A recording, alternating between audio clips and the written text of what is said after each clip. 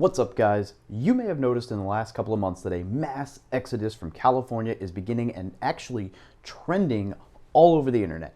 In fact, in case you missed it, in just the last few months, some of the people that have announced they're leaving California include Elon Musk, Joe Rogan, Ben Shapiro, Graham Stephan, Meet Kevin, JP Sears, although I'm actually not sure if he's leaving, he's just making a ton of content about it, Nerdrotic, Alex the Vagabond, Jay Bravo, Slightly Offensive, Papa Kleb, Superwoman, Mother Teresa, Richard Nixon, and Governor Newsom himself. Well, maybe not, but the state seems to wish that he would. And then me, eventually. For moving companies, October is usually the time when business starts to slow down, and that's because people make their move mostly in the summertime. Well, it's different this year. The industry is so busy moving people out of state. This truck right here, it will be headed to Texas. The moving business is booming in California, so much that it's hard to keep up with the demand. I've turned down jobs the last few days, and there's a lot of work. Now, today I want to talk to you about why people are leaving California and how this applies to real estate investors both in and out of California. Some things to watch out for, some reasons behind this, and some things that you should not do, and I hope this helps. If you're new to the channel, my name's David Pere, the Military Millionaire, and I would appreciate if you liked or subscribed if you get something out of this video. Now, I must start this off by saying that I'm honestly not surprised people are leaving California. In fact, my parents are the original gangsters who left California when I was like 6. They moved to Arkansas. Now, maybe it wasn't because California sucked and it was because of the job opportunity, but nonetheless, left the state. And it's funny because growing up, or even now in the military, like I rarely tell people that I was born in Northern California. I usually say Arkansas and just leave it at that because I didn't like the fact that growing up in California meant a whole bunch of regulations and rules and had stipulations behind it, whereas Arkansas, yeah, okay, you're a redneck, but you have all kinds of freedom to grow up, and it's a place where a boy or a man can be a boy or a man growing up, and I loved it. Fast forward a few years, and in 2011, I was stationed here in California for 2 years, and I remember I could not wait to leave California, and at the time, it was because of things like I had emissions issues, like my truck that was like 30 years old, wasn't going to pass California emissions. Thank God I was exempt because I was in the military, but I had to deal with California emission stuff, and it was just a pain. And the DMV and all the like high taxes, high cost of living, really strict gun rules. Like I did not really enjoy living here. It's a beautiful place, but some of the people and the policies it wasn't my thing. And I remember being like, oh, thank goodness I'm leaving California. Hope I don't come back, right? And so I left. Fast forward to 2020, I'm back in California, and we have higher taxes, higher cost of living, stricter gun laws, crazier emission rules, and I still can't wait to leave California. Now, I want you to imagine this as a fishbowl, and it's as if the people of California are this little fish that's actually inside of the fishbowl, and they've been floating around in the fishbowl. And, you know, a fishbowl is a funny thing because as a human, we're like, man, I would not want to be stuck in that miserable little cage. But a fish has no idea. They're in this little bowl. Sometimes they're mirrored. Maybe the fish can't see out. And so they just swim around this little fishbowl. They're totally content, totally happy, and they only grow to the size of that fishbowl. If you put them in a bigger fishbowl, the fish will grow larger. But if you leave them in that bowl, the fish will stay the same size, have the same thoughts. They'll never leave. And everyone outside the fishbowl is like, man, why is that fish still there? So now, I don't even know if you can see that, but it's as if someone gave them these special sunglasses. And so all of a sudden, the people of California are like, oh, I can see, oh my gosh, there's so much opportunity out there. This place sucks. And so they're leaving, right? Maybe that's not what's happening. But here's a few different reasons that people are leaving California, as noted in some of their videos. And I'm not going to go through and cite every video and put all the clips up because, frankly, I don't have the patience or the talent for that. But a few different reasons. One is the state taxes. So right now, you're paying 13% state taxes to live in the state of California, which is pretty dang high compared to the rest of the country and just life in general. That's on top of your federal taxes. They're trying to impose another 3.8. Now, I don't think it's been voted in yet, but this is on the ballot. So that would put you at 16.8% tax on top of federal. So if you're in a 30% tax bracket, you would still be losing effectively almost half of your income between federal and state taxes. That's a lot of money going down the drain. And then on top of this, California is trying to impose a 0.4% wealth tax.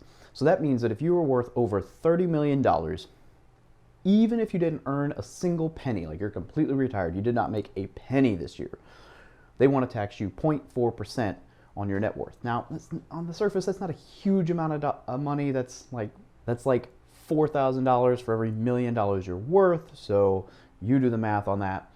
But to put this in perspective, if you were a billionaire, that's $4 million that you're going to get taxed just for being a billionaire without earning any income. Now, I know that doesn't seem like an excessive amount, and for some of you, you're like, oh yeah, screw the rich, whatever.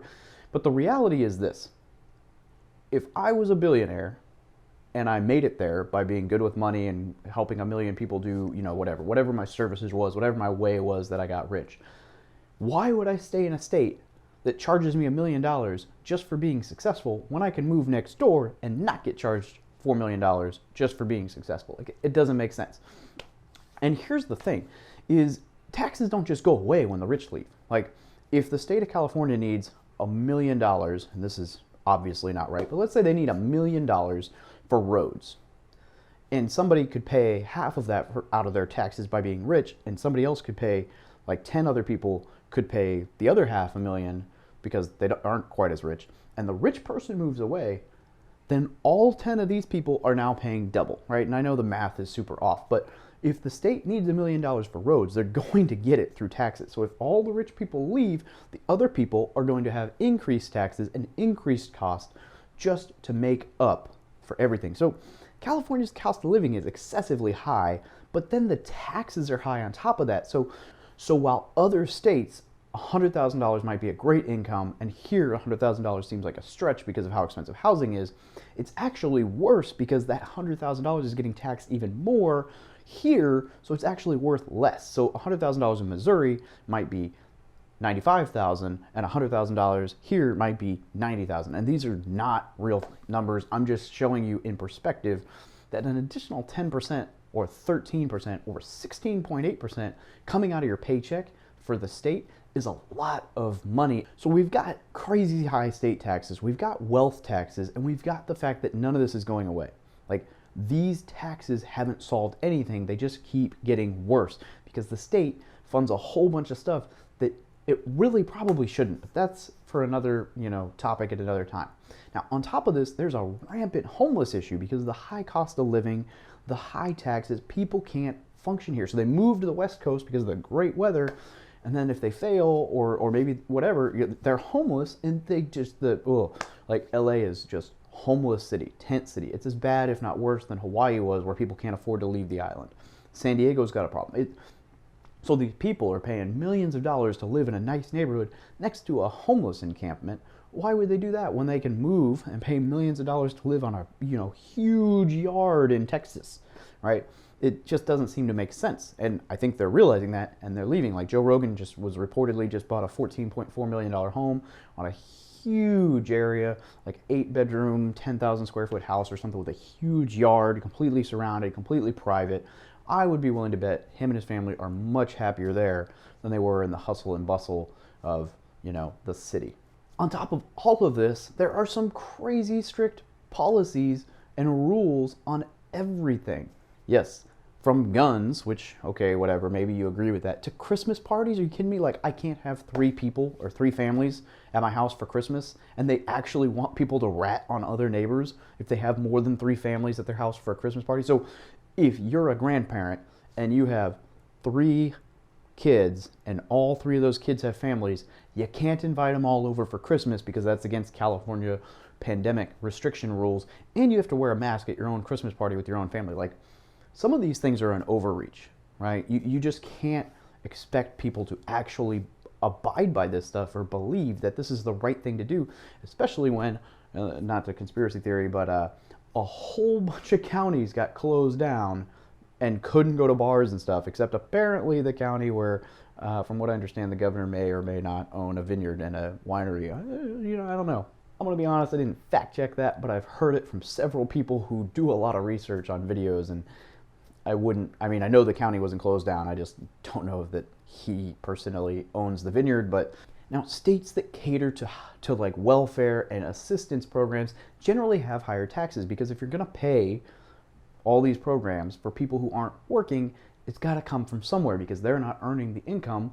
So somebody's got to pay for it, and that's normal, right? Like that, it is what it is. So higher welfare states, places that, sanctuary cities where they're protecting illegals, immigrants, and I'm not trying to make this political, but all of these different programs cost money. So that means more taxes, which means more people pay for it. And so a lot of times what we're seeing, at least, and again, not trying to be political, but what I'm seeing objectively is the cities or states that seem to be having people moving, or like super high cost of living and super high taxes and crazy policies. Maybe you don't think they're crazy, but like strict policies like this, they're blue states, right? Think about like Washington, Oregon, California, Hawaii, New York. A lot of these states, there are people leaving to move to other states like Texas, Arizona, Idaho, Florida, the Midwest. And so I'm not, it's kind of hard to like not try to make that political, but a lot of these policies, these left, and not like super left, not like anything bad, but the more liberal policies that are a little bit more friendly of like welfare and assistance programs, they cost more, they tax more, they increase cost of living, there's restrictions on building housing, there's all these things that make it more difficult to sustain a living there. And so all these people are moving to more conservative states, which are much more like, hey, you make it or you don't, it's on you. And that's what I'm noticing, right? In fact, the craziest thing about this all to me with California is that for decades, like California, as far as I can remember, has always been a blue state. It's not like no Republican president is like, I'm going to win California this year. Like that doesn't happen. California votes left, votes blue, always, right? Which is kind of baffling to me because all of my neighbors out here are not happy with everything going on, right? The taxes, the cost of living, the policies, like all this stuff. And it's been like that every time I've lived in California. It's been very much like that. Like people are not happy with a lot of the stuff, and yet they vote the same way. And it's kind of like the definition of insanity, right? Like you vote this way, thinking that this is the policies I like, but then you're upset that these policies are affecting your livelihood. And it's kind of interesting to me. It is what it is, right? Not to say that that's the wrong way to vote. There are some great things that the Democratic Party or the left-leaning side has in place, and some of those programs are very well intentioned, but a lot of them are expensive. So it's like, it is what it is. So there's actually people on the Republican side or on the like red states that are worried that all these people coming into their state are going to vote the same way and start turning the state over, and then they're going to have the same issues. And I have no idea if that's going to happen, but something to watch out for, because the way you vote does in fact affect like social policies, expenses, taxes, all this stuff, and it really does ebb and flow. So who knows what the future looks like there, but I would just caution you to consider that, red and blue may not be so important, but like what you vote for and what you appreciate and the policies you want enacted, it does have a toll or a cost on where you live. Again, I find the irony here that the state of California and all the residents have for years effectively been super angry about the way the state is run, and yet simultaneously continued to vote for the same leadership and expected it to change, which is just interesting to me. So, food for thought. I'm not saying that one way or the other, just like, hey, look, if you don't like the way your leadership is running something, vote for different leadership. Right? If you do, hey, great, like more for you. There are a ton of people staying in California, so that's obviously a sign that plenty of people like the state as well. There are a few reasons that California is a good place as an investor, like appreciation, right? Like the market in California has continually gone up in value, like San Diego, San Francisco. Some of these areas have the best appreciation in the nation or close to it, and it's fairly consistent. So investors like that. Now, I'm more of a cash flow investor, but appreciation is definitely powerful. And my only fear there is if enough people, like if this trend's enough and enough people leave California, may slow appreciation, but not right now, obviously. We've had like 15 and some change % appreciation in just the last year with everything going on. It's been nuts.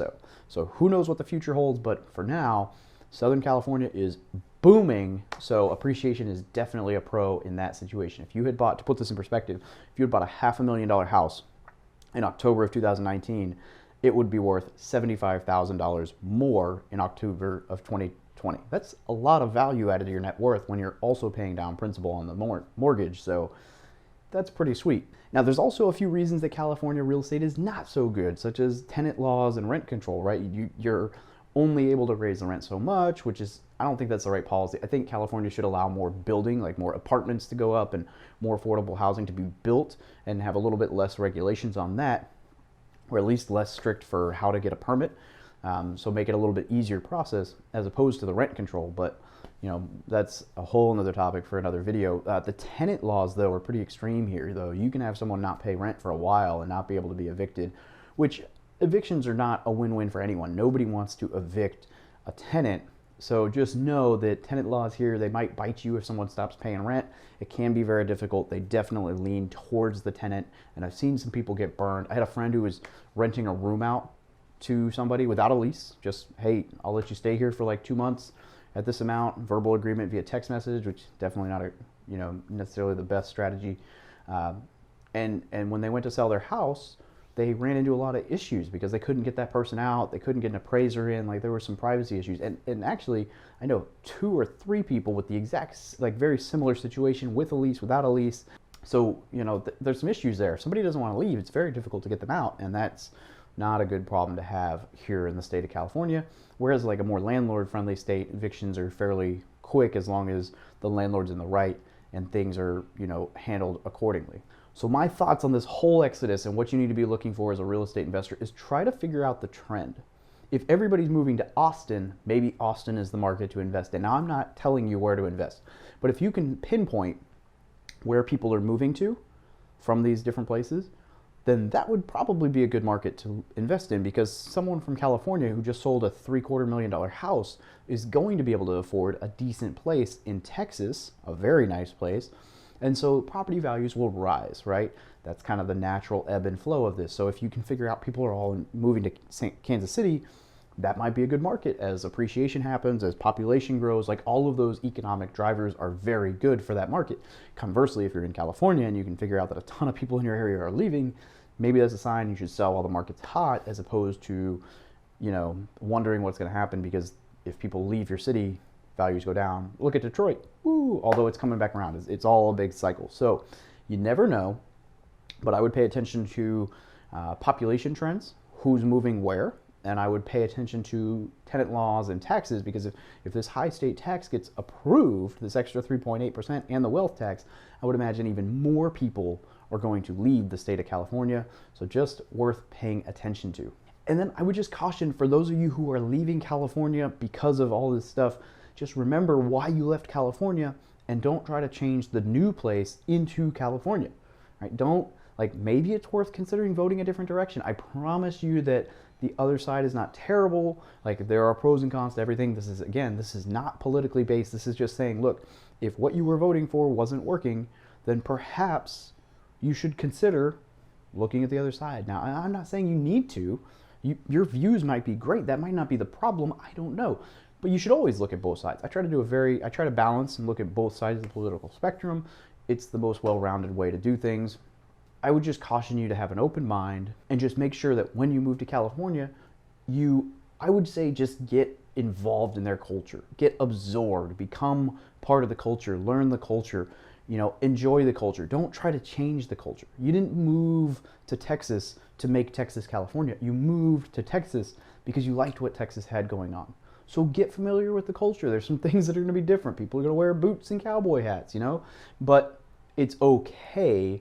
So just keep an open mind, and I hope that whether you leave California or not, this has been very helpful. If you got something out of this video, I'd love it if you gently tap the like button and, and subscribe, and I hope that you have a great day.